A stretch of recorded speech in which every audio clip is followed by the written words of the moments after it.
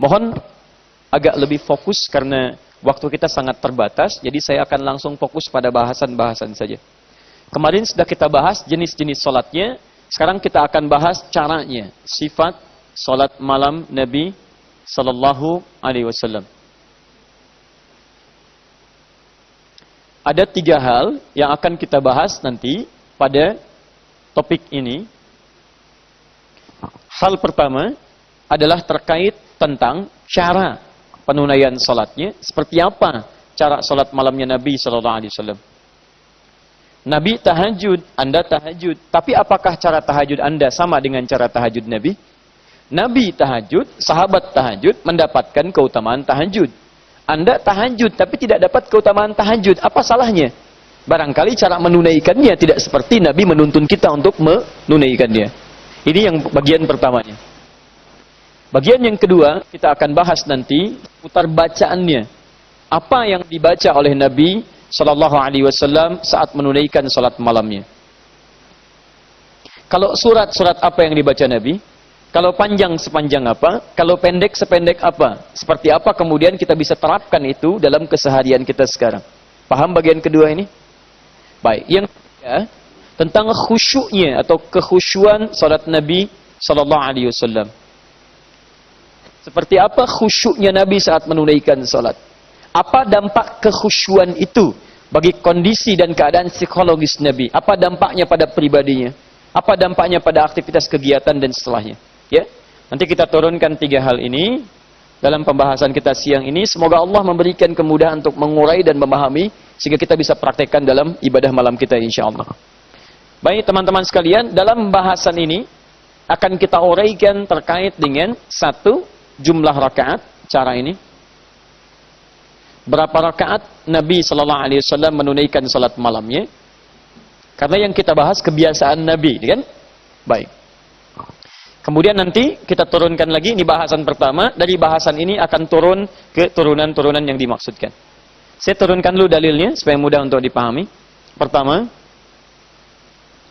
Quran surah ke-17 yang sudah Anda tuliskan tadi, ayat 79 sampai ayat 80 terkait dengan tahajud. Ambil satu contoh.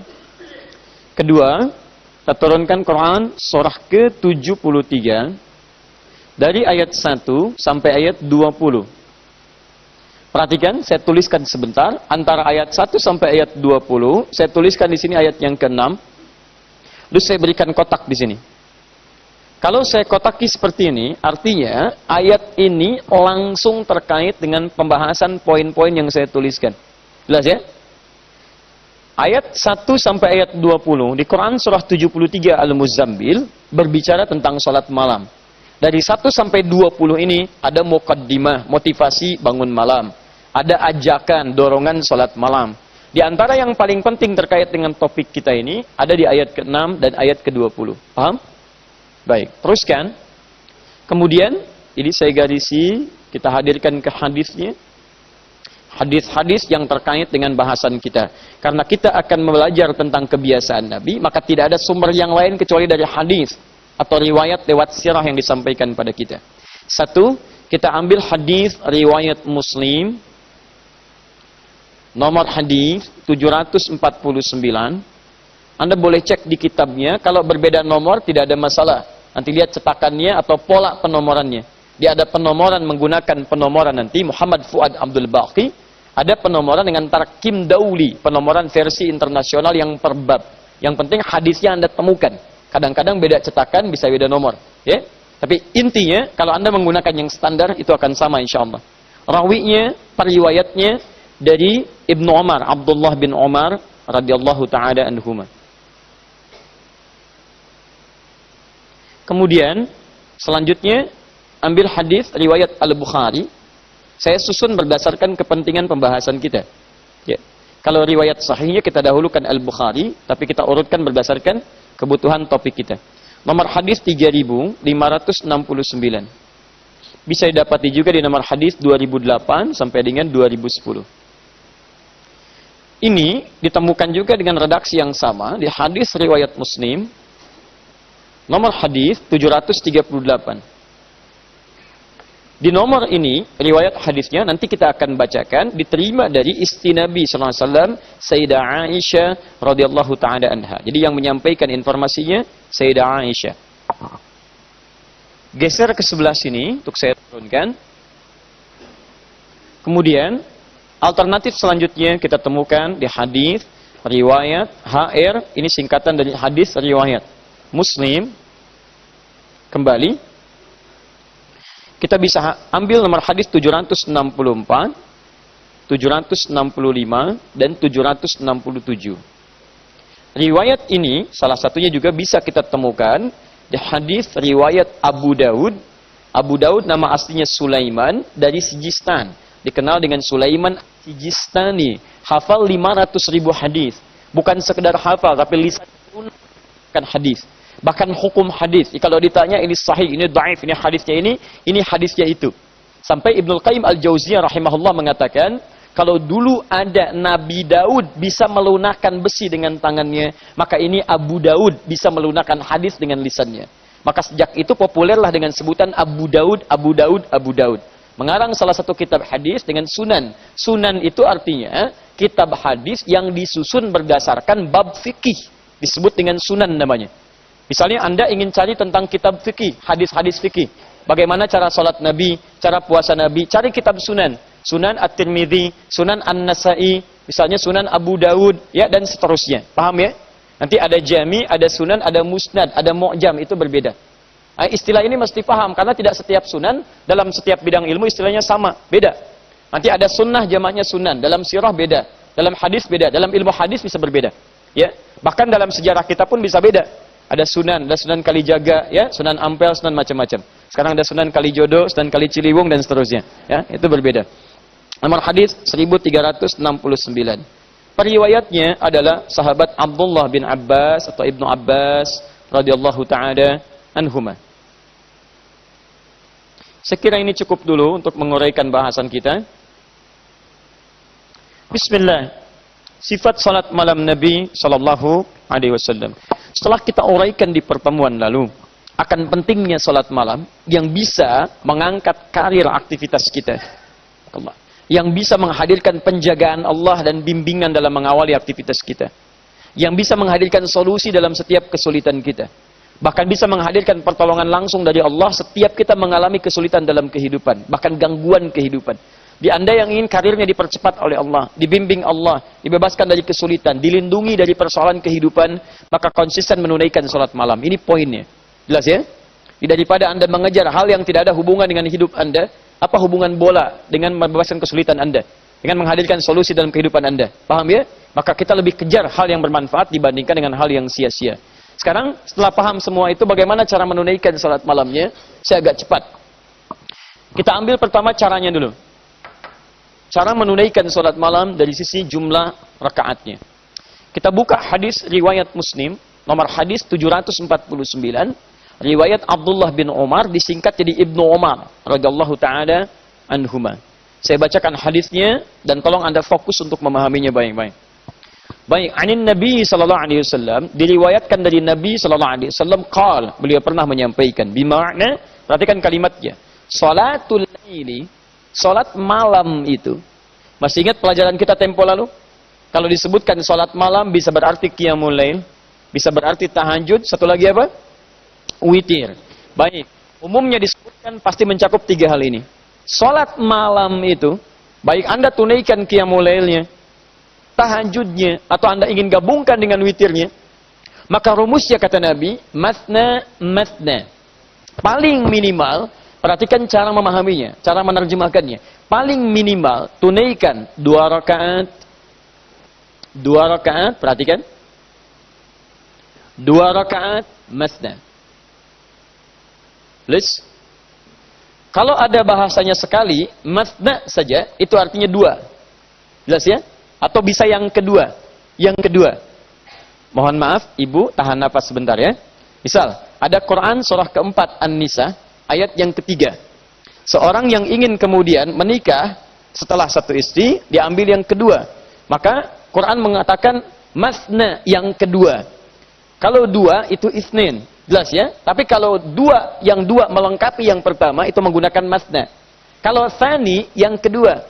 Hadza ibni tsani, ini anak saya yang kedua. Tapi kalau saya ingin katakan yang kedua ini melengkapi sifat yang pertama, maka saya katakan masna. Jangan senyum antum. Baik, tahan Bu ya. Saya nggak bahas jauh-jauh. Saya cuma bahas kalimat aja ya. Baik. Fokus sini, kita kembalikan lagi ke salat malam. Ya.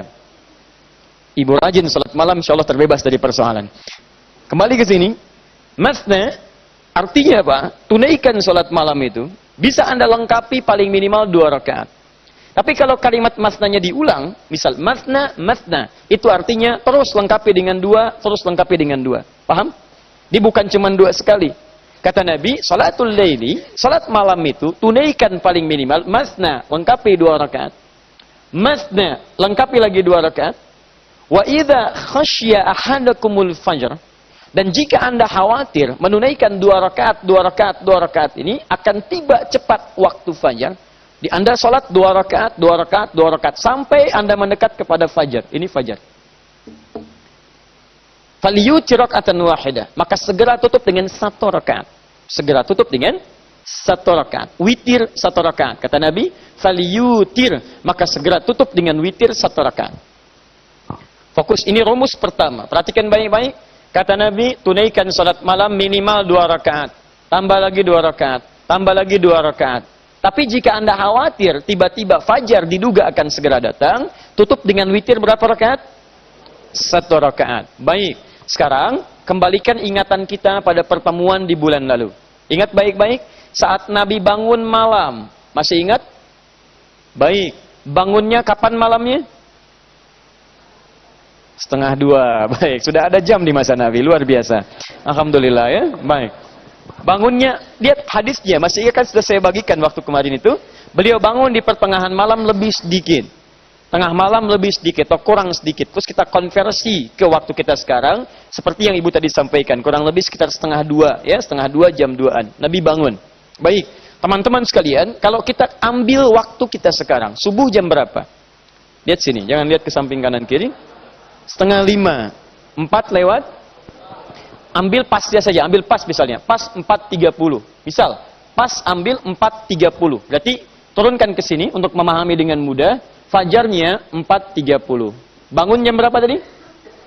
1:30. Ada berapa jam dari sini ke sini? 3 jam. Apa mungkin sholat 3 jam cuma 2 rakaat? Tidak ya? Baik. Lihat baik-baik. Ini kalau bangunnya 1:30. Nabi, ahli surga, dekat dengan Allah, bangun 1:30. Misalnya kan, umatnya yang belum jelas surganya, bukan Nabi, apakah sama bangunnya dengan Nabi? Belum tentu. Tadi kan rumus ya? Awas ya, lihat baik-baik. Belum tentu. Sekarang, bisa saja dia bangun, misalnya teman-teman sekalian, subuh jam 4:30, dia bangun misalnya jam 3:40. Bisa. Atau dia bangun jam 4, bisa. Taruhlah kemudian dia bangun jam 4, artinya berapa menit ke waktu subuh? 30 menit. Misal, lihat sini rumus cepatnya. Dia bangun jam 4, subuh jam 4:30. Dia masih punya 30 menit di sini. Masih ada kesempatan menunaikan sholatnya. Ada berapa menit? 30 menit. Saya mau tanya pada Bapak Ibu sekalian. Sholat itu kalau 2 rakaat, subuh misalnya, paling khusyuk berapa menit ditunaikan? 10. 5 lah. Baik. Taim. Ambil yang paling sedikit dulu, berapa menit misalnya? 5. Taruh 5 menit saya, dengan bacaan yang paling cepat, hadar dengan menjaga tajwid. Setiap kalimat dijadikan 2 harakat. Ya.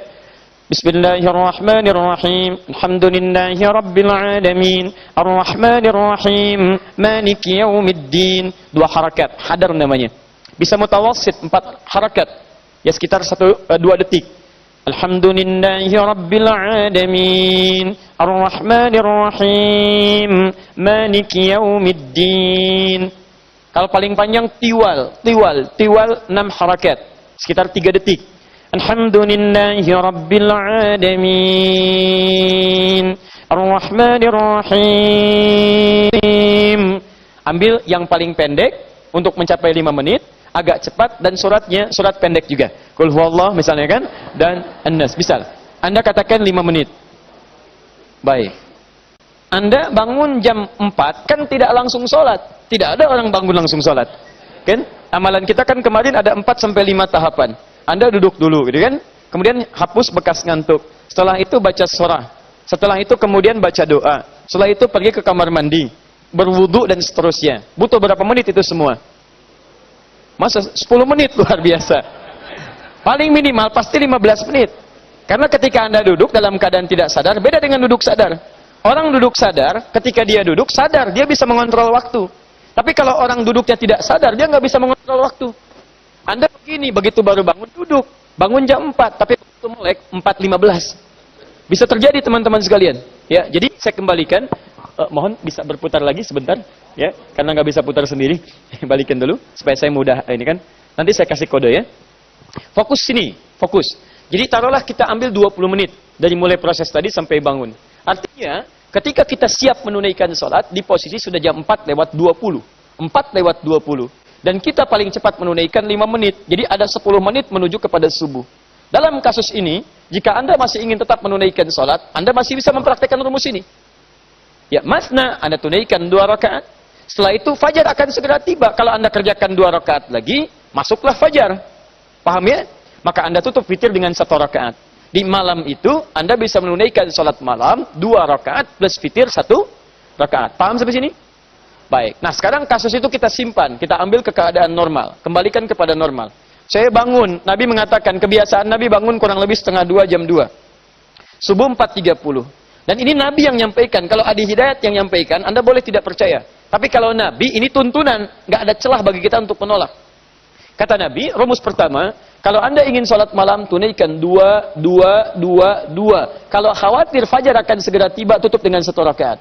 Kalau ada orang mengatakan kalimat ini dari Nabi SAW, kemudian bangun jam sekian, subuh 4.30, kira-kira kalau 2 rakaat 5 menit, berapa rakaat yang ia tunaikan sampai mendekat kepada fajar?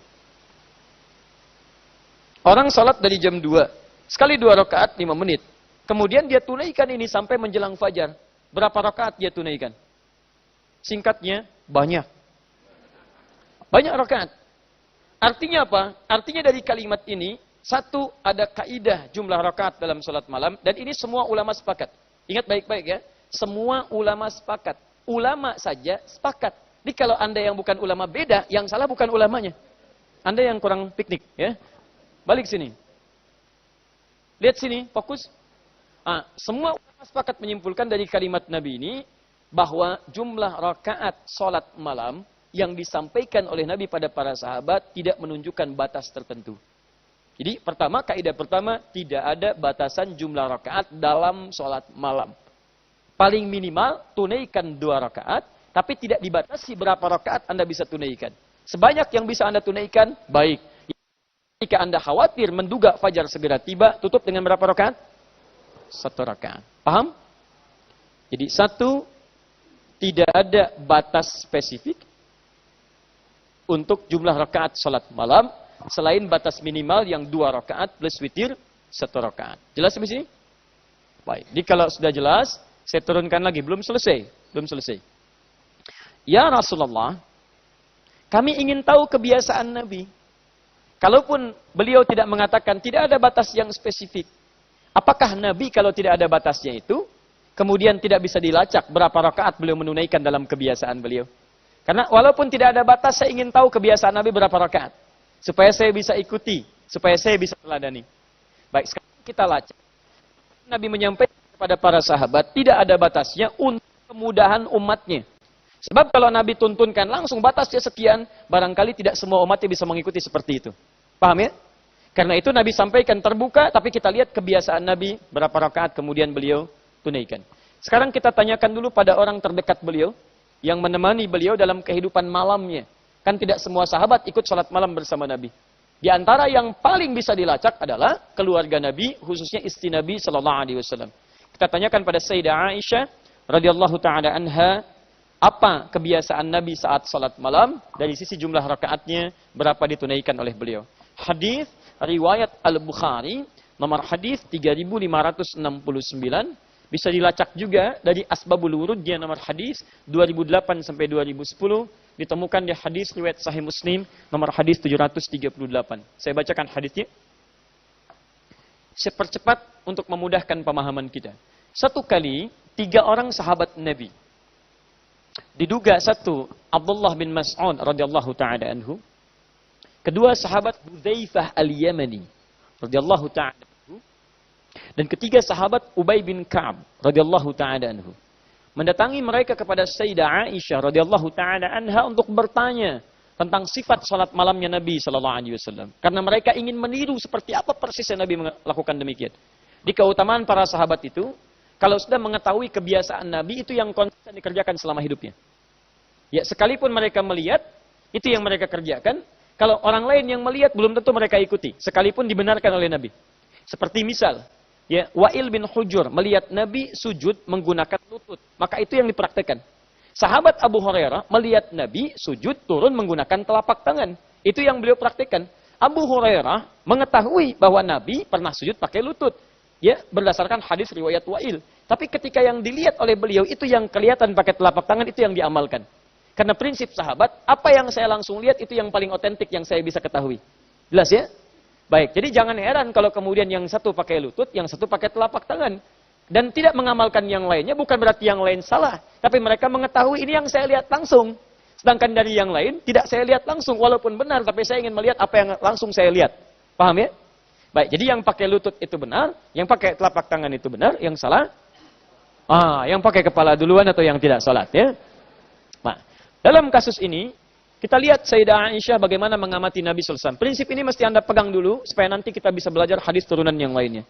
Baik, ketika ditanya kemudian apa jawab Sayyidah Aisyah? Kata beliau, qalat, beliau menjawab, ma kana yazidu fi Ramadan, wala fi ghairi. Kata beliau, selama hidup bersama saya, selama tinggal di rumah saya, selama saya menyaksikan sholat malam beliau, baik di Ramadan ataupun di luar Ramadan, lihat, maka yazidu fi Ramadan wala fi ghairihi ala 11 rak'ah. Selama hidup dengan saya di Ramadan atau di luar Ramadan, saya perhatikan tidak pernah lebih daripada 11 rakaat. Simpan dulu ya. Lihat baik-baik sini. Kaidah pertama, tidak ada batas. Maksudnya untuk meringankan setiap orang karena belum tentu bisa mengerjakan hal yang sama. Tapi ketika Nabi kerjakan berapa jumlah kebiasaan Nabi? Kata Sayyidah Aisyah, pertama berapa? 11 rakaat. 11. Fokus baik-baik. Nabi membuka pada para sahabat, bebas silahkan, sesuai kemampuan. Tapi ketika Nabi kerjakan sendiri, kata Sayyidah Aisyah, berapa rakaat? 11 rakaat. Baik di Ramadan atau di luar Ramadan. Baik. 11 rakaat ini, perhatikan caranya. Fokus baik-baik. Kata beliau, yusalli arba'an. Pertama, beliau tunaikan 4 rakaat dulu. Perhatikan cara menerjemahkan hadisnya. Kalau yang tadi, minimal tunaikan 2 rakaat, 2 rakaat. Di hadis ini kata Sayyidah Aisyah, yang ditunaikan oleh Nabi, beliau mengambil yang langsung 4 rakaat. Yusalli arba'an. Jadi Anda bisa tunaikan 2 rakaat, bisa juga tunaikan langsung 4 rakaat. Paham? 4 rakaat. Ini saya turunkan. 11 rakaat, rumusnya 4 dulu. La tas'al an husnihinna wa tulihinna. Tapi persoalan yang 4 ini, tolong jangan tanyakan pada saya bagaimana panjang dan bagusnya bacaan Nabi SAW dan khusyunya. Anda tahu dulu jumlahnya aja dulu, tapi jangan tanyakan bagaimana bacaannya. Jangan tanya panjang dan bagusnya. Sekarang fokus ke sini dulu, 4. Thumma yusalli arba'an. Kemudian sholat 4 rakaat lagi. Jadi 4 rakaat, salam plus 4 rakaat lagi. Berapa? 8. La tas'alan husnihinna wa dhulihinna. Jangan tanya juga bagaimana bagus dan panjang yang 4 ini. Thumma yusalli thalathan. Baru kemudian beliau tutup dengan salat 3 rakaat. 4, 4, 3. Berapa jumlahnya? 11. Nah, di rumah Sayyidah Aisyah disaksikan langsung oleh istri tercintanya. Baik di Ramadan atau di luar Ramadan, salatnya Nabi jumlahnya berapa rakaat? 11 rakaat. Rumusnya berapa? 4, 4, 3. Baik, pertanyaan saya, apakah Nabi istrinya cuma Sayyidah Aisyah? Tidak. Siapa lagi, Bu? Ada Sayyidah Zainab. Ada Sayyidah siapa lagi? Saudah binti Zam'ah. Ada siapa lagi? Ada Sayyidah Maimunah radhiyallahu ta'ala anha dan yang lainnya. Sekarang kita lihat, kita ambil satu contoh lagi di tempat istri yang lain. Ketika Nabi sholat di rumahnya Sayyidah Aisyah, formulasinya ini. Bagaimana sholat beliau di tempat yang lainnya ketika bersama istri beliau yang lain radhiyallahu ta'ala anhunna jami'an. Kita ambil kesaksian sahabat kecil. Nah, Abdullah, anaknya Abbas, dikenal dengan Abdullah bin Abbas radhiyallahu ta'ala anhuma. Satu kali beliau sengaja menginap di rumah bibinya Sayyidah Maimunah, istri tercinta Nabi sallallahu alaihi wasallam, untuk mengetahui kebiasaan malam Nabi termasuk salat malamnya Nabi. Maka ketika menginap di rumahnya Sayyidah Maimunah, dirangkum di hadis riwayat Muslim nomor yang telah saya tunjukkan, juga kemudian di Abu Daud nomor hadis 1369. Apa kesaksian dari teman-teman sekalian? Ini sudah pernah kita bahas. Beliau menunjukkan bagaimana cara Nabi bangun duduk dulu, mengusap kemudian bekas ngantuknya, membaca 10 ayat terakhir surah Ali Imran. Kemudian setelah itu beliau bacakan doa, teman-teman sekalian, lalu pergi kemudian untuk berwudu, masuk syinin mu'allaqah, ya, kemudian membersihkan diri dan berwudu, lalu setelah itu bersiap-siap menunaikan salat. Singkat cerita, Nabi salat, sahabat Abdullah bin Abbas di belakang Nabi mengikuti. Ketika ada di belakang Nabi, Nabi tahu beliau ada di belakang, beliau tarik Ibnu Abbas, kemudian hadir langsung di samping Nabi sallallahu alaihi wasallam di sisi kanannya. Jelas ya? Ini Ibnu Abbas di belakang, Nabi tarik, kemudian disejajarkan oleh Nabi. Salat berdua, makmum di samping imamnya. Ini dijadikan dalil oleh teman-teman kita bahwa kebolehan, kata para ulama, salat yang makmumnya sejajar dengan imam jika dilakukan oleh dua orang. Jadi satu imam, satu makmum. Untuk laki-laki, posisinya boleh imam sejajar dengan makmum. Jelas ya? Imam sebelah kirinya, makmum sebelah kanannya. Paham sampai sini? Tapi hadisnya belum selesai. Awas, hati-hati. Jangan Anda gunakan potongan hadis ini untuk berdalil persoalan yang lain, sedangkan sisanya tidak Anda anggap. Teruskan dulu. Teruskan. Kemudian beliau katakan, Nabi kemudian menunaikan salat, lihat, 13 rak'ah. 13 rak'atan, 13 rakaat. Kata beliau, ketika saya menemani Nabi salat di rumahnya Sayyidah Maimunah, yusalli, beliau menunaikan salat, rak'atain. Thumma rak'atain, thumma rak'atain, thumma rak'atain, thumma rak'atain, thumma rak'atain, thumma yutir biwahidah. Beliau salat 13 rakaat. Saya hapus dulu yang ini.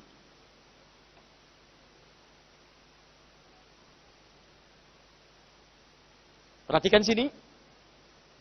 Fokus baik-baik. Kaidah selanjutnya jumlah rakaat. Yang tadi 11, yang sekarang berapa? 13. Lihat formulasinya teman-teman sekalian. 13 ini, kalau yang tadi 4, yang ini 2 rakaat. Tunaikan lagi 2 rakaat. Tunaikan lagi 2 rakaat. Tunaikan lagi 2 rakaat. Tunaikan lagi 2 rakaat. Tunaikan 2 rakaat. Kemudian 1 rakaat. Yang ini 11. Yang ini 13. Fokus. Jadi kalau di rumah Sayyidah Aisyah berapa rakaat? 11. Rumusnya berapa? 4, 4, 3. Di rumah Sayyidah Maimunah berapa rakaat? 13. Rumusnya 2, ujungnya 1. Sekarang perhatikan baik-baik. Ambil dulu hadis riwayat Muslim nomor hadis 767. Dalam sebagian riwayat, dan ini sahih, ketika Ibnu Abbas radhiyallahu ta'ala anhu menerangkan 13 rakaat ini, ada riwayat menyebutkan bahwa 2 rakaat yang pertama, yang ini, saya kotaki, fokus. 2 rakaat yang ini, yang pertama, itu disebut oleh beliau 2 rakaat ringan pembuka. Namanya rak'ataini khafifataini. 2 rakaat ringan. Kalau kita warming up lah, ya, untuk menguatkan hati kita supaya siap-siap menunaikan salat intinya. Di 2 rakaat ini, ada riwayat lain menyebutkan bukan rakaat inti, tapi 2 rakaat pembuka. Jadi bilangan salatnya tetap 11 rakaat. Cuman dibuka untuk salat pemanasan supaya bisa menyesuaikan dengan keadaan saat salat. Untuk menambah kehusyuan. Istilahnya dalam ilmu hadis atau dalam bahasa hadis disebut salat khafifatain, 2 rakaat ringan. Biasanya maaf, kalau 2 rakaat ringan ini dia tidak baca surat selain Al-Fatihah saja. Ditakbir Allahu Akbar, setelah itu iftitah ringan dan baca Al-Fatihah, setelah waladhdallin kemudian i'tidal kemudian sujud dan bangkit kembali, nanti rakaat selanjutnya seperti yang pertama. Ini yang disebut dengan 2 rakaat pembuka yang ringan. Inti salatnya tetap 11 rakaat. Hanya ditambah 2 rakaat yang ringan sebagai pembuka salat. Jadi kalau kita keluarkan dari sini, yang 2 ini pembuka, inti salatnya tetap 11 rakaat. Fokus baik-baik. Jadi para ulama ada yang menilai, menggabungkan ini dengan jumlah 13 rakaat. Ada riwayat lain dan dinilai oleh para ulama bahwa yang 13 ini tetap 11 intinya, 2 rakaatnya sebagai pembuka. Jelas sampai sini? Baik. Rumusnya, kalau kita keluarkan yang ini dan pertahankan yang ini, 11 rakaat yang ini kita ambil, kemudian rumusnya 2, 2, 2, 2, 2 plus 1. Kadang ini ada yang menggabungkan ke sini di 3. 2, 2, 2, 2 jadi 3. Paham? Baik.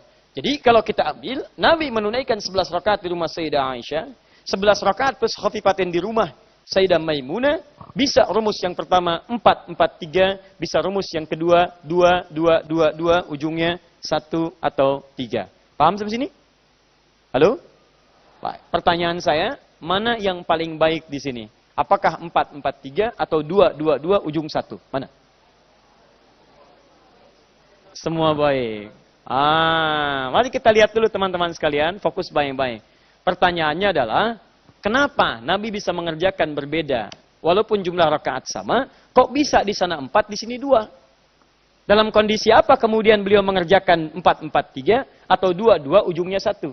Jadi, jangan mudah melihat 11, 4, 4, 3. Oh, ini yang paling bagus. Ini rumusnya bagus.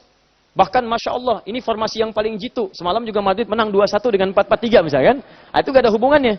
Ya, mau menang, mau kalah gak ada hubungan. Ya. Lihat sini teman-teman sekalian. Ini Nabi saat mengerjakan 4-4-3 tetap 11. Atau 2-2 ujung 1. Jadi 13. Ada rahasia di balik itu untuk menunjukkan kepada kita sampai nanti kita akan ketahui kok bisa jumlah bilangan setelahnya ada yang 23, ada yang 36 dan sebagainya. Apa rahasia terbesarnya? Letaknya nanti ada pada persoalan yang ini. Saya pelan-pelan dulu sebentar untuk bisa dipahami. Saya tanya dulu, saya simpulkan. Berapa batasan salat malam? Berapa rakaat? Tidak ada batasan. Kalau Nabi berapa rakaat? 11. Rumus pertama apa? 4-4-3. Rumus kedua apa? 2-2-2 ujungnya 1 dibuka dengan khafifatain. Sekarang fokus baik-baik. Lihat sini. Dari 11 rakaat ini, bagaimana cara baca Nabi dan menunaikan kekhusyuan dalam salat malamnya. Ini akan ada kaitan erat dengan memahami cara dalam jumlah rakaat. Nanti kita lihat pembahasan berikutnya. Fokus sebentar. Kembalikan ke hadis riwayat Al-Bukhari di nomor hadis 3569 tadi. Ketika 3 sahabat tadi bertanya, dijawab oleh Sayyidah Aisyah, perhatikan bahasannya ya. Perhatikan baik-baik. Kata beliau, yusalli arba'an. Dari 11 rakaat itu, saya ulang, dari 11 rakaat itu, beliau salat 4 rakaat. La tas'al an husnihinna wa tolihinna. Tapi jangan tanyakan panjang dan bagus bacaannya. Jangan tanyakan panjang dan bagus bacaannya. Fokus baik-baik. Sunnah Nabi dalam menunaikan salat malam ini oleh Sayyidah Aisyah diikat dengan 2 bagian. 1, ada yang terkait dengan cara. Yang kedua, ada yang terkait dengan bacaan. Jadi kalau Anda ingin mengikuti sunnah Nabi secara sempurna, jangan hanya fokus pada urusan jumlah rakaatnya. Tapi lihat juga bagaimana Nabi memperlakukan setiap rakaatnya dari segi bacaannya. Kata Sayyidah Aisyah, jangan tanya panjangnya. Jangan tanya panjangnya. Artinya, akan ada kaitan erat di antara setiap rakaat ini dengan panjang bacaan Nabi. Penasaranlah kemudian 3 orang sahabat ini. Diikutilah Nabi di hari-hari berikutnya ketika beliau ada di masjid atau dalam perjalanan malamnya. Tiba-tiba beliau salat malam, salatlah mereka di belakang Nabi. Ternyata kesaksian Hudzaifah Al-Yamani, Masya Allah. Tidak ada yang paling nikmat kecuali salat di belakang Nabi. Dalam salat malamnya, 1 rakaatnya 100 ayat Al-Baqarah panjangnya. 100 ayat. Masya Allah. Luar biasa. Sudah? Baik. Belum selesai. Belum selesai. Fokus teman-teman sekalian. Baik, kata Hudzaifah, nikmat salat di belakang Nabi. Enak sekali. Saking nikmatnya tidak terasa. Rakaat pertama 100 ayat. Baik. Kemudian pengalaman Abdullah bin Mas'ud. Wah, saya lebih nikmat lagi. Saking nikmatnya, saya tidak terasa. Saya kira 100 ayat seperti kamu, selesai. Ternyata nyambung. Al-Baqarah tuntas, 286 ayat. Saya kira akan ruku, ternyata nyambung ke Ali Imran, 200 ayat. Saya kira akan ruku, ternyata nyambung lagi ke An-Nisa, 176 ayat. Anda bayangkan. Setelah selesai An-Nisa, baru kemudian ruku. 5 juz 4 halaman. Baru ruku beliau. Besoknya, nggak pada ikutan lagi. Ini luar biasa. 5 juz. Kata Abdullah bin Mas'ud, saya bukan karena capek, cuman sering nebak. Yang ini bukan nih rukunya. Yang ini bukan supaya saya ikuti. Nah sekarang lihat baik-baik ya. Lihat baik-baik. Nabi sholat dalam 1 rakaat, misal kita ambil paling minimal 100 ayat. Jadi kalau 2 rakaat berapa ayat? 200 ayat. Lihat. 2, 2, 2, 2, 2. Berarti setiap 2 ini 200 ayat. Kemudian naik lagi. Kemudian naik lagi. Rakaat berikutnya. Rakaat berikutnya. Walaupun nanti ada hadis-hadis lain mengatakan rakaat selanjutnya lebih pendek daripada yang pertama. Tapi lebih pendek itu bukan dikurangi setengahnya. Baik ya, 100. Yang kedua lebih pendek mungkin 90. Kan? Yang ketiganya lebih pendek mungkin 80. Intinya adalah tidak jauh-jauh dari bilangan-bilangan yang tadi disebutkan. Paham sampai sini? Baik. Jadi pantas kalau kemudian salatnya bangun setengah 2, salat mulai jam 2, selesai menjelang subuh. Wajar. Karena setiap rakaatnya cukup banyak. Paham sampai sini? Nah, sekarang perhatikan baik-baik. Ini yang mau saya sampaikan. Saya hapus dulu ini. Yang ini saya hapus. Allah sangat sayang kepada Nabi sampai mengatakan di Quran surah 73 ayat ke-20. Faqra'u ma tayassara minal Qur'an. Baca yang paling ringan dari Al-Quran. Tapi Nabi sangat rindu dengan Allah. Karena waktunya menghadap Allah dalam suasana tidak berkaitan dengan umat. Kalau siang ditanya umat, berikan fatwa, berikan ini. Waktu cuma sebentar. Salat fardu, kembali lagi ke umat. Tapi malam gak ada gangguan. Bisa sendirian menghadap Allah subhanahu wa ta'ala. Saking rindunya, 1 rakaatnya 100 ayat. Kata Aisyah radhiyallahu ta'ala anha, jangan tanyakan panjang dan bagusnya. Panjang dan bagus.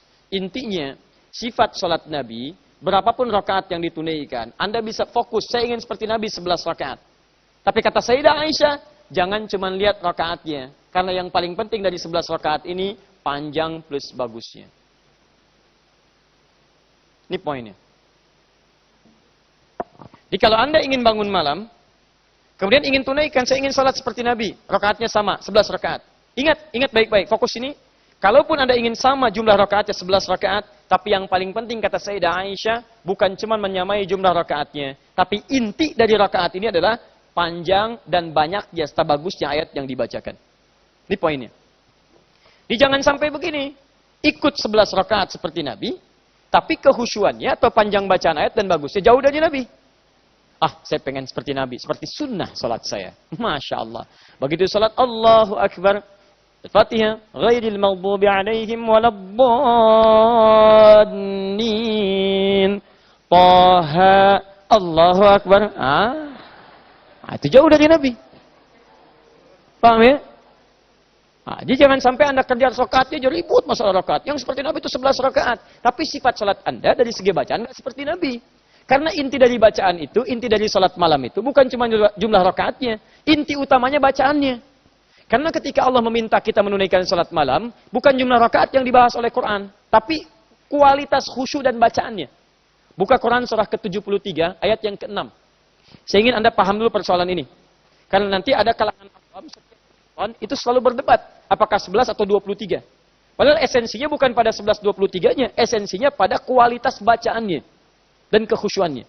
Buka Quran surah 73 ayat yang ke-6.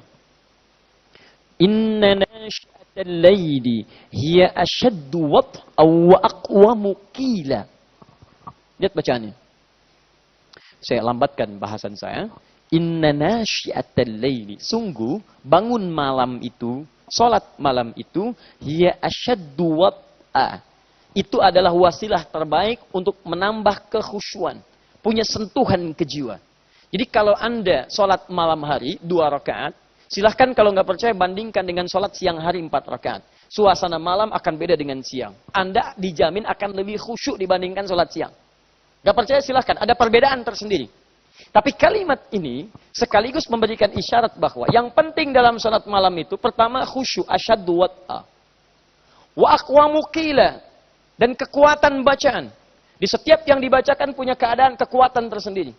Ya, punya rasa tersendiri. Punya pengaruh tersendiri. Bacaan, ini poin pentingnya. Karena itu, dalam setiap salat malamnya Nabi, yang paling penting kata Sayyidah Aisyah, lihat kualitas kekhusyuan dan panjang bacaan. Bagus bacaan. Bukan hanya sekedar fokus apakah Nabi 11 atau jumlah bilangan yang lain. Kalau cuma jumlah bilangan, bisa kita sesuaikan dan atur sesuai kemampuan kita. Tapi yang paling penting, sifat bacaan dan kekhusyuannya ini yang diinginkan oleh Nabi SAW. Paham? Sekarang kita lihat baik-baik. Nabi berapa rakaat? 11. Setiap rakaat berapa ayat? Ambil yang paling minimal, 100. Sekarang pertanyaan saya, apakah setiap umatnya bisa sanggup seperti Nabi dari segi bacaan dan khusyuknya? Belum tentu. Ada yang siap menunaikan salat tahajud setiap rakaat 100 ayat? Boleh kalau mau ikut malam ini dengan saya di Bekasi? Baik, atau satu rakaatnya 5 juz 4 halaman misalnya? Nah, kita lihat berapa yang bisa kuat berdiri sampai dengan itu. Nah, saya mau cerita pada fase berikutnya. Zaman awal Nabi banyak yang ikut. Bahkan sepeninggal Nabi masih ada banyak sahabat yang kuat sampai salat malamnya itu bisa menghatamkan Quran. Anda buka kitabnya Imam An-Nawawi di At-Tibyan, fi Adab Hamalatil Quran. Lihat halaman 37 paling kanan sebelah atas, baris 1 sampai dengan 3. Di situ disebutkan bagaimana sahabat Uthman bin Affan, Abdurrahman bin Auf, Tamim Ad-Dari itu bisa salat malam sampai selesai khatam Quran. Tapi persoalannya, apakah generasi setelahnya memiliki kekuatan yang sama dengan generasi sebelumnya? Mari kita lihat ternyata sampai pada zamannya Abu Bakar As-Siddiq, Umar bin Khattab radhiyallahu taala anhu, itu kekuatan orang berdiri lama tidak seperti orang-orang sebelumnya. Islam semakin menyebar, semakin meluas, menjangkau daerah lain, keadaan yang lain yang tidak sama karakter dan kekuatan ibadahnya. Artinya apa? Tidak semua orang bisa sanggup berdiri dalam satu rakaat mendengarkan 100 ayat. Dari sinilah kemudian teman-teman sekalian, Umar bin Khattab radhiyallahu taala anhu kemudian mengamati keadaan orang-orang pada saat itu dan berusaha memberikan solusi. Perhatikan kecerdasan Umar. Saking jeniusnya Umar, orang liberal di Mesir namanya Toha Hussein sampai menulis buku khusus judulnya Abqariyatu Umar, kejeniusan Umar bin Khattab radhiyallahu taala anhu. Umar melihat ini yang penting salat malam, kekhusyuan dan bacaannya. Tapi kalau bagus bisa ditunaikan 11 rakaat, khusyuk dan panjang seperti Nabi. Cuman orang sudah nggak kuat berdiri. 11 rakaatnya iya, tapi panjang dan bagus belum tentu. Akhirnya beliau cari cara. Bagaimana caranya? Kualitas salatnya tetap seperti Nabi dari panjang dan khusyuknya, tapi sekalipun jumlah rakaatnya bisa disesuaikan dengan kemampuan berdirinya. Kalau saya salat 2 rakaat, misal setiap rakaat 100 ayat tidak mampu. Tapi kalau saya pecah nih, 1 rakaat yang tadinya 100, saya jadikan 2 rakaat. 11 rakaat, yang 1 rakaat 100 ayat saya bagi 2. Berarti dalam 1 rakaat, berapa ayat saya baca? 50. 1 rakaat, 50. Rakaat selanjutnya, saya baca 50 lagi. Lebih sedikit, lebih banyak? Lebih sedikit bacaannya. Tapi rakaatnya saya tambah. Yang tadinya 1 rakaat, saya jadikan 2 rakaat. Saya pecah. Ini 11 rakaat. 1 rakaat pertama 100, saya jadikan 2. Supaya saya bisa baca 50-50. Kalau saya bagi 2, saya berdiri baca 50, lebih ringan dibandingkan saya berdiri baca 100. Jelas ya? Nah, ini 11 rakaat misal, kali 100, berarti saya dapat 1100 ayat. Kalau saya baca, saya jadikan 2, saya baca 1100 ayat juga. Di jumlah ayatnya sama, hanya berdirinya barangkali tidak lebih lama dibandingkan yang pertama, karena saya pecah jadi 2 bagian. Nah sekarang, kalau saya jadikan ini 1 menjadi 2, artinya ini akan dikali kepada 2 bagian. 11 kali 2 berapa? 22. 22. Baik. Teman-teman lihat sini. 22 rakaat tapi jumlah ayatnya sama. 22 rakaat kekhusyuannya sama. Di jumlah ayatnya sama. Cuman berdirinya lebih sebentar dibandingkan dengan yang pertama. Tapi rakaatnya lebih banyak. Karena konsekuensi untuk menambah bacaan-bacaan sesuai dengan yang pertama. Baik. 22 rakaat. Sudah witir belum? Belum. Tambahkan witir yang ganjil. Misal 1 rakaat. Ketika 22 tambah 1 jadi berapa? 23 rakaat. Disitulah kemudian Umar memberikan solusi pada para sahabat. Kalau Anda ingin sholatnya seperti Nabi, khusyuknya seperti Nabi, ayo ikuti jumlah bacaan Nabi. Ayo ikuti bagaimana lama panjang bacaan Nabi. Cuman kalau tidak ingin berdiri lama, kita bagi 2 saja. Mengambil rumus yang pertama ini. Tidak ada batas. Tunaikan 2, 2, 2, 2. Tidak ada batas. Kalau khawatir fajar datang, 1 rakaat. Dikeluarkan jumlah bacaan Nabi, dibagi kepada jumlah rakaat. Rakaatnya berbeda, tapi jumlah ayatnya tetap sama. Disitulah kemudian teman-teman berkembanglah 23 rakaat. Ada sahabat lagi, ya Umar, saya nggak kuat kalau dibagi 2, masih kepanjangan. Bagi 2 lagi dari sini. Jadi yang 50 ayat dibagi 2 lagi. Ada yang 36 ayat, ada yang mendekati 36 rakaat, ada yang mendekati 40 rakaat. Sebagian sahabat di Madinah 36 rakaat, witirnya 1, 37. Ada yang witirnya 3, jadi 39 rakaat. Di Mekah kemudian jadi 23 rakaat. Sampai sekarang kalau Anda Ramadan di Mekah, itu di Mekah Masjidil Haram 23 rakaat. Di Madinah ada yang 36 rakaat, witir 3. Luar sedikit wilayah Jeddah ada yang 11 rakaat. Di teman-teman sifat utamanya Ternyata bukan fokus pada jumlah rakaatnya. Sifat utamanya bagaimana menjaga kualitas kekhusyuan dan bacaan kita saat menunaikan salat malam. Jelas sampai sini? Nah, jadi dari sini, awas hati-hati. Kita harus perbaiki cara penunaian dan berpikir kita saat menunaikan salat malam. Pertama, ada kekeliruan pernyataan yang sering marak di masyarakat. Apa pernyataannya? Ustaz, lihat baik-baik ya.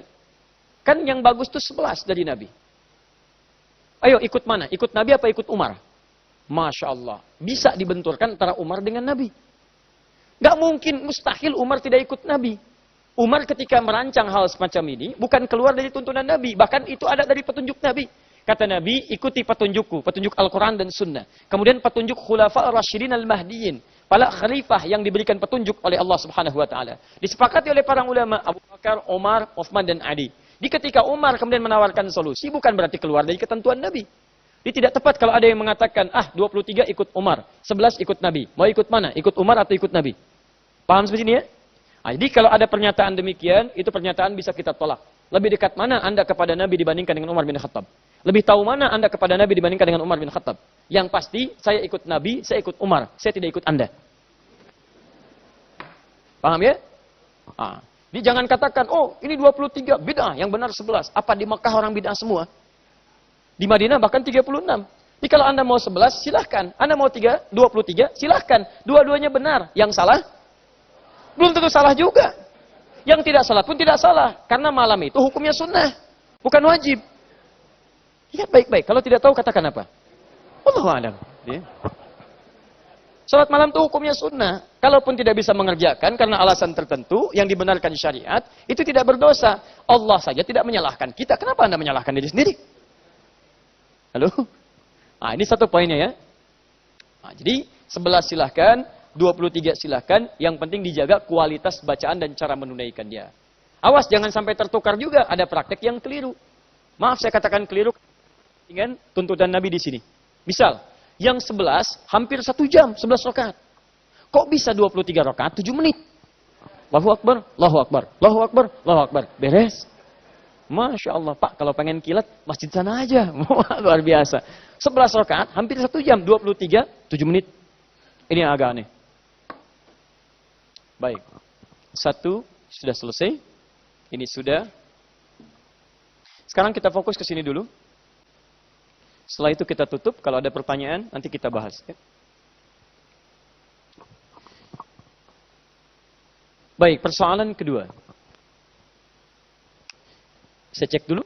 Nabi berapa rakaat? 11. Bacaan panjang tidak? Panjang. Baik. Boleh lebih daripada 11? Yang paling penting rakaatnya atau bacaan kekhusyuannya? Bacaan dan kekhusyuannya. Jadi kalaupun dipecah di 23, tetap tidak mengurangi jumlah ayat atau standar bacaan yang nyaman dalam bacaan Al-Quran. Teruskan. Kita sekarang masuk kepada bacaan. Bagaimana sifat bacaan Nabi ketika membacakan ayat-ayat dalam sholat tahajudnya? 1. Teman-teman sekalian, prinsip pertama, ketika Nabi memanjangkan bacaan-bacaan dan jumlah ayat dalam salat-salat malam, prinsip pertama untuk menunjukkan pada para umatnya akan kemuliaan dan banyaknya peluang pahala saat menambah bacaan ayat Al-Quran. Perhatikan baik-baik. Ada keistimewaan Al-Quran yang tidak ditemukan di amalan-amalan lainnya.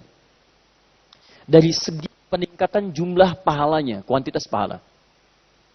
Kalau Anda mengerjakan kebaikan biasa di luar bacaan Al-Quran, standar pemberian pahalanya paling minimal 10. Man jaa'a bil hasanati falahu asyru amthaliha. Siapa yang mengerjakan satu kebaikan, maka minimal dapat 10. Anda menyingkirkan misalnya duri di jalan, atau daun pisang, dengan niat memberikan ketenangan pada orang lain supaya tidak terpeleset. Anda ambil, Anda simpan di tempat sampah. Begitu Anda ambil, Anda dapat 10 poin kebaikan. Dari pekerjaannya. Dari mulai melangkah, ngambil, nyimpan, pergi. 10. Jelas? Baik. Ada mushaf tercecer misalnya. Anda ambil. Begitu ambil, Anda simpan di tempatnya misalnya. Dari mulai ngambil, nyimpan, dapat 10 poin. Tapi baca Al-Quran tidak.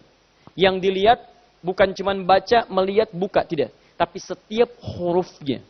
Bukan setiap ayat. Setiap hurufnya langsung 10 poin. Bukan ayatnya. Jadi kalau Anda baca ayat Quran, hitung aja berapa hurufnya. Begitu hurufnya itu dibacakan, sejumlah huruf itulah setiap hurufnya 10 kebaikan. Baik. Saya bacakan misalnya hadis Nabi SAW di At-Tirmidzi nomor hadis 2910. Fokus baik-baik. Man qara'a harfan min kitabillah falahu asyru hasanat. Siapa yang bisa baca satu huruf dari kitabullah Al-Quran, dia dapat 10 kebaikan. Satu hurufnya 10. Walam aqul alif lam mim harfun. Saya tidak katakan alif lam mim satu huruf. Walakin alifun harfun, lamun harfun, mimun harfun. Tapi alif satu huruf, lam satu huruf, mim satu huruf. Jadi kalau Anda bacakan alif lam mim, ada berapa huruf?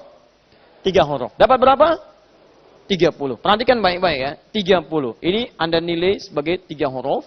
Kemudian kali 10. Jadi hasilnya adalah 30. 30 ini jangan hitungan kita. 1, 2 sampai 30. Tidak. Karena Anda mau ke masjid ini saja. Anda berangkat. Masjid ini nilainya 25 kebaikan Pak. Bu. Di hadis Muslim. Nilainya 25. 25 ini jarak 1 ke 2 500 tahun. 2 ke 3 500 tahun. 3 ke 4 500 tahun. Maka Anda bisa bayangkan setiap baca huruf Al-Quran 30 kebaikan berapa nilainya. Jangan hitung 1, 2, 3. Karena hitungan Allah dengan hitungan kita berbeda. Lain sifatnya. Nah maka semakin orang banyak bacakan ayat, semakin banyak peluang pahala dia dapatkan di situ. Persoalannya, bukankah dalam kehidupan kita, kenapa kita mesti baca banyak ayat? Persoalan terbesarnya, dalam kehidupan kita, kita tidak bisa menghindar dari maksiat. Saya mau tanya pada Anda, siapa yang tidak punya dosa sampai siang ini? Boleh angkat tangan. Saya pulang. Ada. Yang sedikit dosanya boleh angkat tangan. Yang banyak. Tuh, saking banyaknya, kita nggak bisa ngangkat sama kayak saya. Artinya apa? Ini unik, cita-cita masuk surga. Surganya surga Firdaus. Bersanding bersama Nabi, tapi tahu banyak dosa. Bagaimana kita bisa masuk surga kalau saat bersamaan dosa masih banyak didapatkan? Nah, cara paling bagusnya, setiap yang kotor kan harus dibersihkan. Ini gelas, teman-teman sekalian, isinya kotor. Saya harus bersihkan supaya jadi bersih. Maaf, Anda ingin ke surga. Saat syarat ke surga itu ada pahala. Ini poinnya. Sementara dosa terkumpul. Jadi kalau Anda ingin masuk ke dalam surga, cara paling cepat, Anda harus gugurkan dosa ini dengan memperbanyak pahala. Karena rumusnya setiap ada pahala, ditimbang dosa gugur. Bisa dosa 50, pahala 75. Maka ketika ditimbang saat hisab, ini akan menutup yang dosa ini. Ini sudah rumus. Datang maksiat 50, pahala 75, tutup yang ini. Jadi sisa 25. Semakin banyak amal solehnya, ini amal salahnya. Amal soleh melahirkan pahala. Amal salah melahirkan dosa. Ditimbang di akhirat. Oh, banyak amal soleh 25, surga. Amal salah banyak, 75. Amal soleh sedikit, 74. Ketika ditimbang, ini masih sisa 1. Neraka dulu, untuk menghilangkan yang 1 ini. Hapus, baru masuk kemudian ke dalam surga. Nah sekarang persoalannya, Anda yakin banyak dosa aja. Tapi Anda juga tidak yakin banyak pahalanya. Bagaimana kemudian Anda bisa mewujudkan cita-cita Anda masuk surga? Cara paling cepat rumus dari Nabi, Anda mesti mencari amalan yang saat dikerjakan pahala melimpah. Itu prinsip ekonomi. Modal paling sedikit, keuntungan sebanyak-banyaknya. Anda mesti cari amalan begitu. Makanya dalam rumus ibadah itu ada 2. Namanya ada sedekah jariyah, ada sedekah tsabitah. Sedekah jariyah itu sedekah adalah amalan yang saat dikerjakan pahala melimpah. Bahkan Anda meninggal, pahala masih ada. Sedekah tsabitah, pahala tetap. Begitu dikerjakan, seketika aja jumlahnya. Anda meninggal pun gak datang lagi. Makanya kalau Anda punya modal sekecil apapun, berusaha mencari amalan yang pahalanya sebanyak apapun. Salah satunya, baca Al-Quran. Karena ketika baca Quran, setiap hurufnya bisa bernilai. Dan hampir tidak ada, dan mustahil orang baca Quran cuma 1 huruf. Gak ada. Nun. 10. Masya Allah. Maksiat hilang hari ini 10. Oh, luar. Dihitung sama dia. Bismillahirrahmanirrahim 19 huruf. Berapa banyak Anda kumpulkan? Apalagi kalau Anda, perhatikan ya, ini saya punya rahasia hari ini, saya bagi di antara kita aja. Lihat sini. Baik. Ya. Teman-teman fokus ini, lihat baik-baik. Fokus ya, teman-teman sekalian. Ada cara membaca pahala. Ada rumusnya. Biasanya kita kalau hitung-hitungan menggunakan rumus eksak. Dalam Quran itu dibagi 2. Ada rumus penghitung, ada rumus yang nggak pernah berhitung. Jadi kalau ada orang berhitung pahala, maka dia akan diberikan sesuai dengan hitungannya. Tapi kalau dia tidak pernah berhitung, maka Allah akan berikan kepadanya tanpa hitungan. Ada rumusnya di Quran, misal surah kedua ayat 261. Nanti saya contohkan pada Anda. Paling kiri sebelah atas. Pernah dengar rumus ini? Kalau ada orang infak, satu poinnya nilainya berapa? 700 ya? Pernah dengar? Baik, jadi kalau saya infak 1.000 rupiah, nilainya berapa? Kali 700, 700 ribu. Dari mana rumus ayatnya? Perhatikan. Ini rumus baru sepotong, akhirnya belum dibaca. Mathalul ladzina yunfiquna amwalahum fi sabilillah kamathali habbah ambatat sab'a sanabila.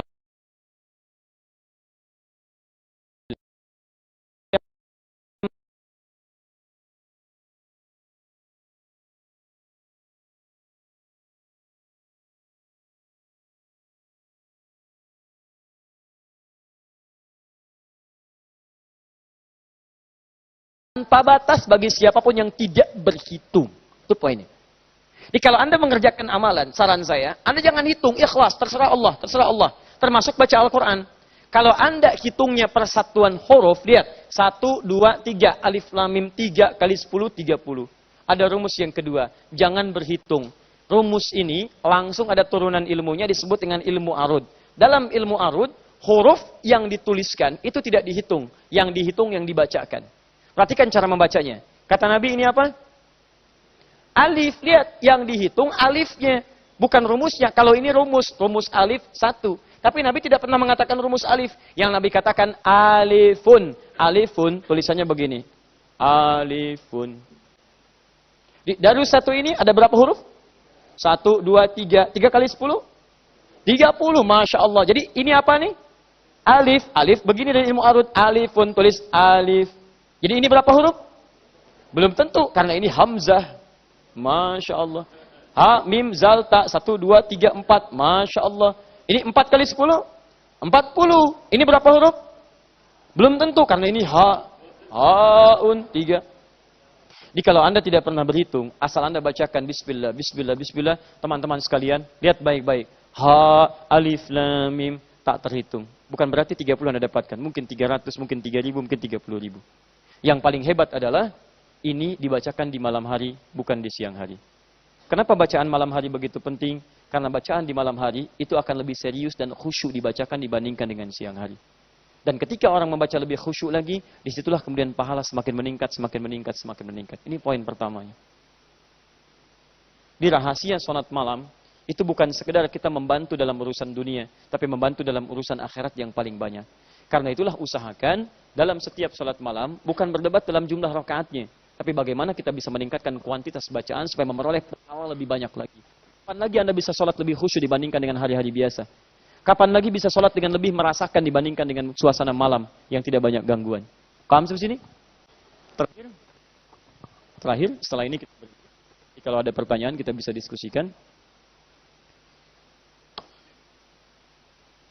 Keterangan sahabat Hudzaifah radhiyallahu taala anhu, disampaikan beliau Nabi sallallahu alaihi wasallam kalau membaca di salat malamnya, begitu berhenti beliau baca di ayat-ayat terkait dengan surga, beliau berhenti sejenak kemudian bermohon kepada Allah supaya umatnya diperkenankan kemudian untuk masuk surga. Ketika beliau baca ayat-ayat doa Allah, kemudian juga masuk kepada ayat tentang neraka, beliau berhenti sejenak kemudian berlindung kepada Allah Subhanahu wa taala untuk agar umatnya bisa dibebaskan dari neraka. Kesimpulan hadis ini kata para ulama, lihat baik-baik bacaan Nabi ya. Jadi beliau itu tidak baca langsung baca alif lam mim ayat 20 ya kadul barku, tidak. Begitu masuk kepada ayat-ayat misal terkait dengan doa, berhenti sejenak, merasakan tentang doanya. Kalau terkait dengan surga, berhenti sejenak, bermohon mendapatkan kenikmatannya bagi para umatnya. Masuk kepada ayat neraka, berhenti sejenak, bermohon supaya Allah membebaskan umatnya dari neraka. Minta. Poinnya kata para ulama, bacaan Nabi tidak hanya panjang yang memberikan isyarat bertambahnya pahala, tapi juga ini yang kedua, memberikan isyarat kepada kita untuk memahami bacaan-bacaan sholat yang kita bacakan. Dengan pemahaman itu, bertambahlah kemudian kualitas kekhusyuan sholat kita di hadapan Allah Subhanahu wa taala. Sifat yang selanjutnya, yang ketiga, memahami setiap bacaan-bacaan sholat untuk menambah kekhusyuan sholat kita di hadapan Allah Subhanahu wa ta'ala. Jadi ini sifat bacaan panjang dalam arti untuk meningkatkan ruang banyaknya pahala. Sebentar. Tahan penanya. Panjang di sini tidak harus Anda misalnya, mohon maaf, mencoba seperti Nabi, saya pengen 5 juz. Tidak juga. Maksud saya adalah sepanjang kemampuan Anda punya berapa hafalan, itu yang dimaksimalkan. Anda punya 10, 10 bacakan. Anda punya 5, 5 bacakan. Paham ya? Jadi tidak harus kemudian Anda 100, 100 diikuti misalnya. Tidak demikian. Jelas ya? Itu rumus itu nanti ada di Quran surah ke-73 ayat ke-20. Faqra'u ma tayassara minal Quran. Silahkan baca yang paling ringan yang bisa Anda bacakan. Ringan itu dengan kualitas bacaan yang tadi kami sampaikan. 2, memahami, paham setiap bacaan yang dibacakan dalam salat untuk menambah kualitas kekhusyuan. Ini poinnya.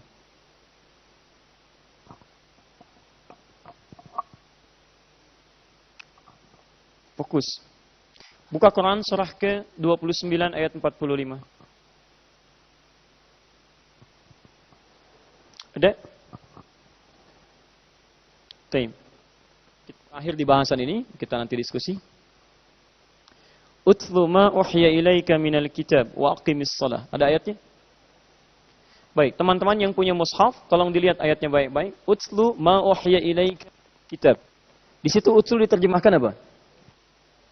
Bacalah. Setiap Anda yang punya mushaf, saya punya keyakinan terjemahannya pasti bacalah. Bacalah, bacalah, bacalah. Sekarang buka Quran surah 96 ayat pertama. Quran surah ke-96 Al-Alaq ayat pertama. Iqra, wahyu pertama. Iqra bismi rabbikal ladzi khalaq. Di situ Iqra diterjemahkan apa? Bacalah. Kenapa bisa ada 2 redaksi berbeda?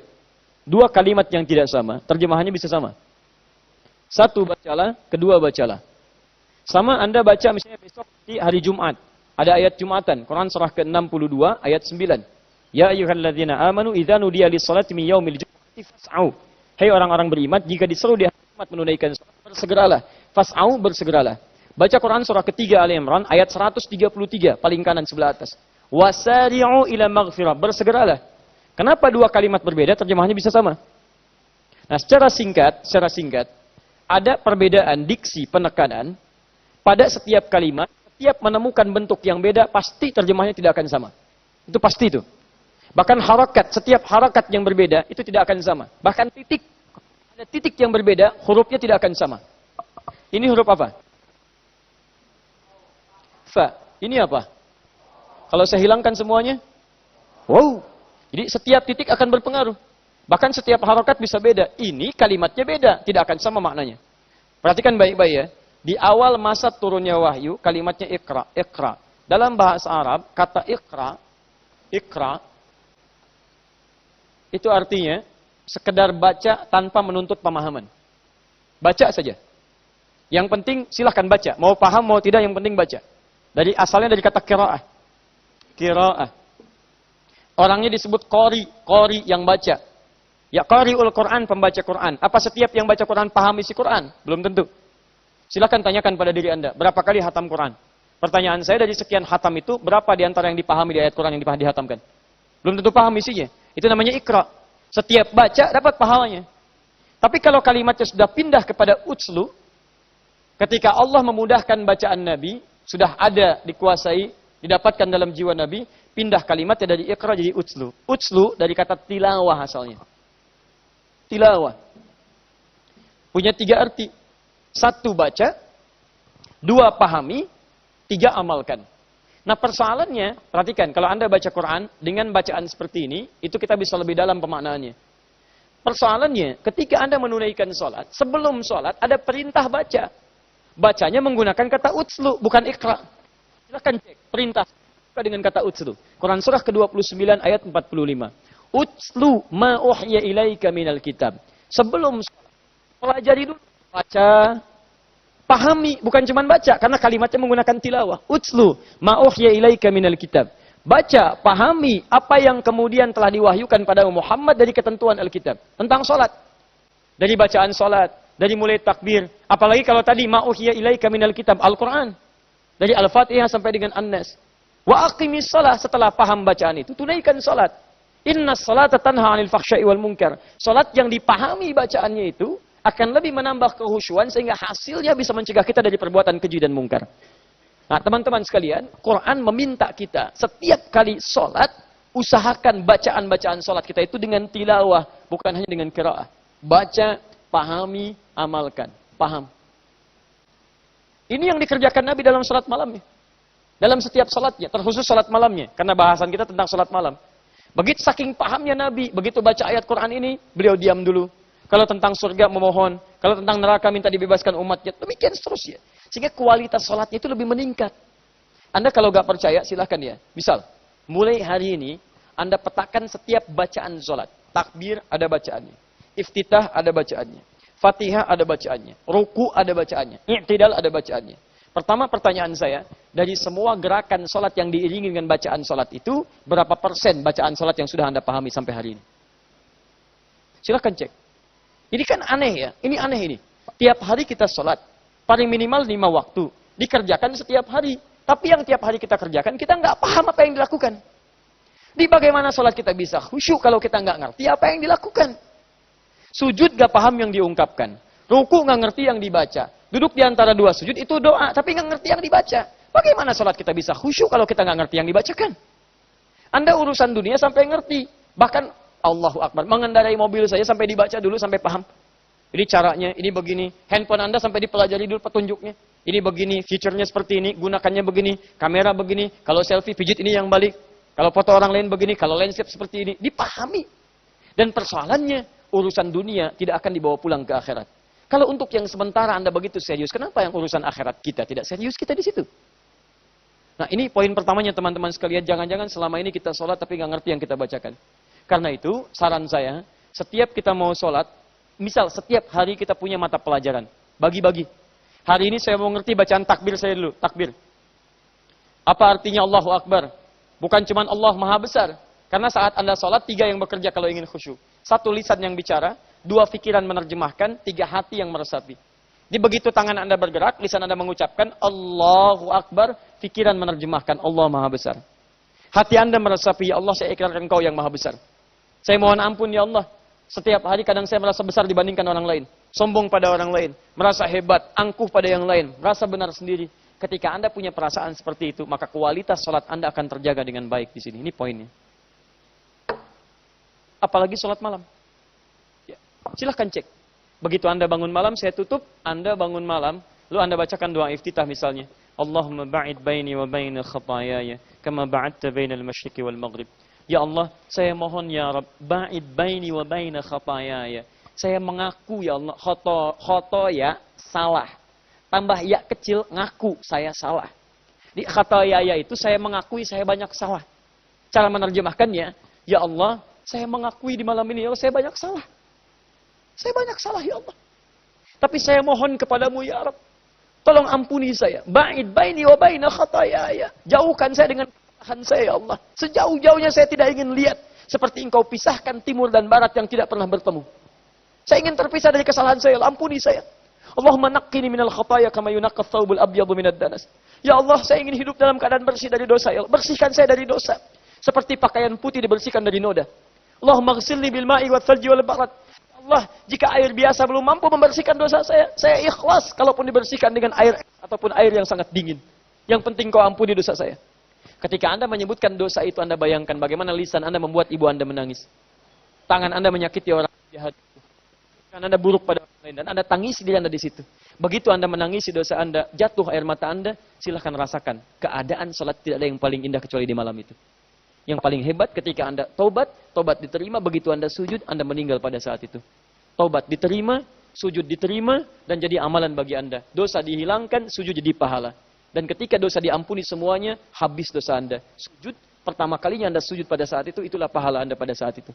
Jadi, yang luar biasa, Anda pernah berbuat banyak. Kerjakan ini, kerjakan itu. Begitu Anda tobat, hapus dosanya. 0. Begitu Anda sujud, meninggal. Sujud, dia dapat pahala. Disinilah pahala Anda. Dosa tidak ada, amal salah, amal solehnya muncul. Surga bagi Anda, teman-teman. Ada seorang punya banyak salah, dia tobat.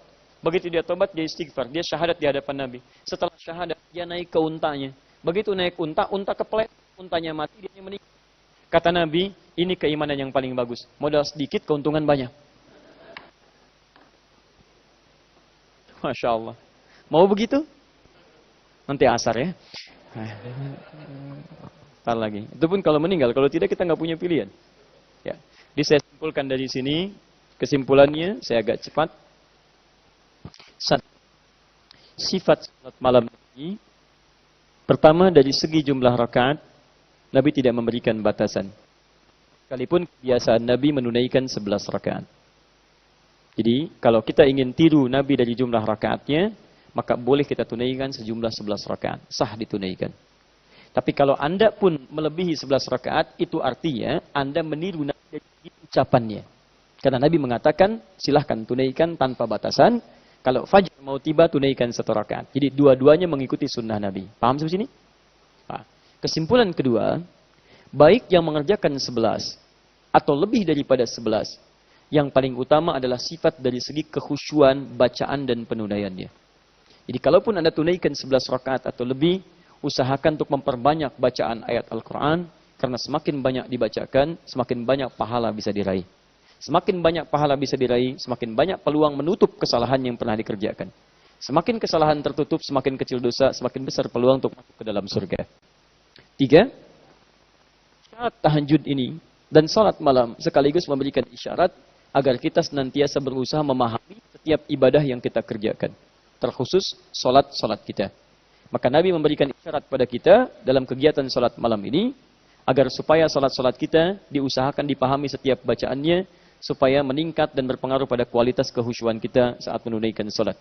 Maka mulai hari ini, silahkan petakan setiap gerakan salat, dan tidak usah terlalu muluk-muluk setiap hari, ambil setiap satu gerakan. Misalnya hari ini, takbir dulu, sampai paham betul. Besok, iftitah. Besoknya lagi, Al-Fatihah. Besoknya lagi, setiap surat yang akan kita baca. Besoknya lagi, bacaan ruku. Pahami sampai mengerti betul. Rasakan saat membacanya. Besoknya lagi, i'tidal. Demi Allah saya katakan, kalau konsisten belajar Anda begini, dalam sebulan, kita bisa memahami semua gerakan dan bacaan salat, dan Anda akan lihat, akan terjadi perbedaan dalam salat Anda. Kalau tidak percaya, silakan. Akan ada perbedaan dalam kualitas dan keadaan salat kita. Itulah kesimpulan dari salat malamnya Nabi SAW. Kita belum selesai dari bab ini, karena nanti setelah Nabi salat, amalan apa yang dikerjakan oleh Nabi SAW. Subhanakallahumma bihamdika asyhadu an la ilaha illa anta astaghfiruka wa atubu ilaik. Wa akhiru da'wana alhamdulillahirabbil alamin. Alaikum warahmatullahi wabarakatuh.